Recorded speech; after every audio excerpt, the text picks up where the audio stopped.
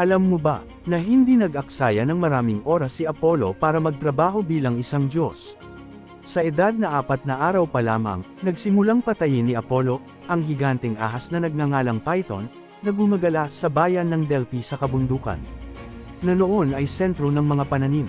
Ang ahas na ito ay sumisira sa lupa, nagpaparumi sa mga sapa, at tinatakot ang lahat sa paligid nito. Gamit ang mahiwagang mga palaso, tinugis ni Apollo si Python, na sinasabing kasing laki ng burol at pinatay ito gamit ang 1,000 na makamandag na palaso. Natatandaan niyo ba noong ibinigay ng maliit na Hermes kay Apollo ang kanyang ginawa na lira? Ang palitan na iyon ay humantong sa pagmamahal ni Apollo sa musika.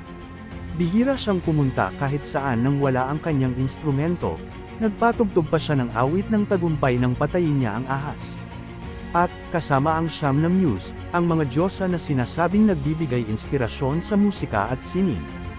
Pinangunahan niya ang lahat ng entertainment sa Mount Olympus. Kalaunan ay ipinasa ni Apollo ang musika na regalong ito kay Orpheus, na kanyang anak at kasama ang muse na si Calliope. Sinasabi na noong tumugtog si Orpheus ng lira at kumanta, walang makakalaban sa kapangyarihan ng kanyang musika sa mundo. Si Apollo ay isang uri ng Diyos na kayang gawin ang naisin. Ngunit may isang bagay siya na hindi niya mamaster. Ito ay ang pakikasama sa kanyang ama na si Zeus. Nagsimula ito nang mapansin ni Zeus na ang anak ni Apollo na si Asclepius ay maaaring bumuhay ng mga patay. Hindi nagustuhan ni Zeus na ang mga aksyon ni Asclepius ay nakakainis sa kanyang kapatid na si Hades, na gusto ng mas maraming patay na kaluluwa sa underworld. Kaya pinatay ni Zeus si Asclepius sa pamamagitan ng paghampas sa kanya ng kanyang thunderbolt.